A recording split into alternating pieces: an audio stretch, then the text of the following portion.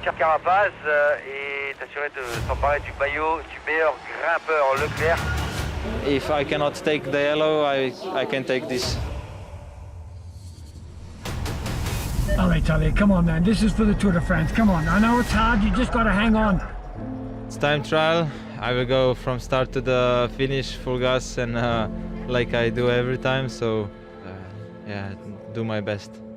Dernière goutte de sueur pour le peloton aujourd'hui avant Paris. Pour la première fois depuis son apparition sur le Tour en 2012, la planche des belles filles sera le théâtre d'un contre-la-montre. Maillot à pois et maillot jaune en jeu au sommet au bout des 36 km d'un chrono en solitaire. Le premier temps de référence, il ne faut pas attendre longtemps pour le voir tomber. Le premier à passer sous l'heure, c'est Rémi Cavagna, le champion de France de la discipline, qui avale 4 coureurs partis devant lui, notamment l'ancien champion du monde de la spécialité, l'Allemand Tony Martin. Il y aura une grande performance à l'arrivée pour Rémi Cavagna, ça c'est sûr. Est-ce que ça suffira pour remporter ce contre-la-montre par rapport à ceux qui se battent pour le classement général?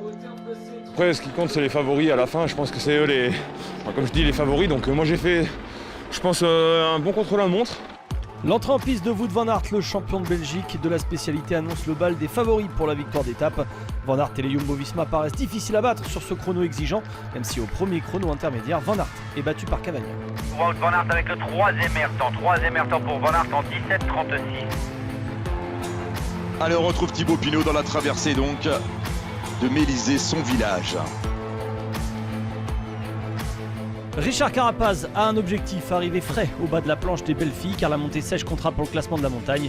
D'ailleurs, Guillaume Martin reprend l'équatorien sur le plat.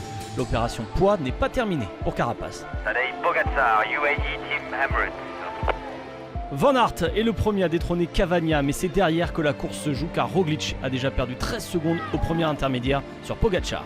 Allez, Tom Dumoulin à l'arrivée, il va prendre la tête pour quelques secondes devant son coéquipier Wout van Aert.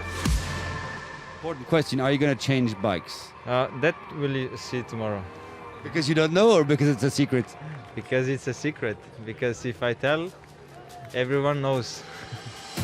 Very effective bike change. He lost very little time there. 24 seconds is what Primož Roglic has in his hand right now.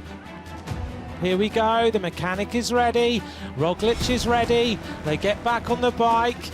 It's turned red. It's turned red for the first time. Tadej Pogačar is up on Primož Roglic. This is incredible. The last time this happened was in 1989 between Laurent Fignon and Greg LeMond. Pogačar is producing one of the time trials of all time.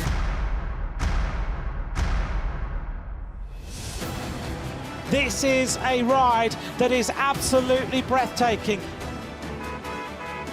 This rider is about to win the Tour de France. Pogačar sprints his way over the top of this climb. He's given this the absolute fury of a man who wanted the yellow jersey. Pogačar reaches the finish line now, and now he can wait and see if he wins the Tour de France.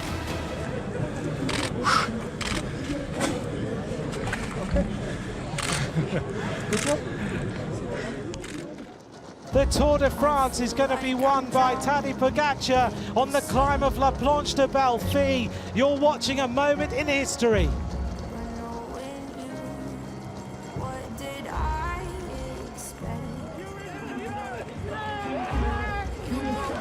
Dream of the Tour de France that he has managed all the way through to the final day in the, as far as racing is concerned.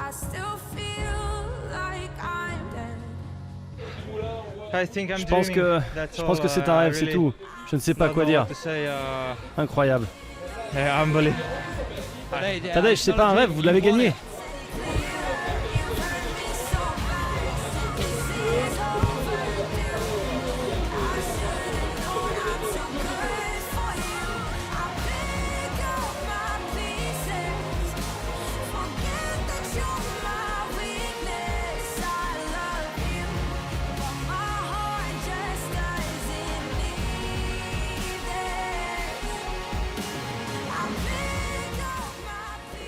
Je dirais que c'était pas dans la tête, mais plutôt dans les jambes.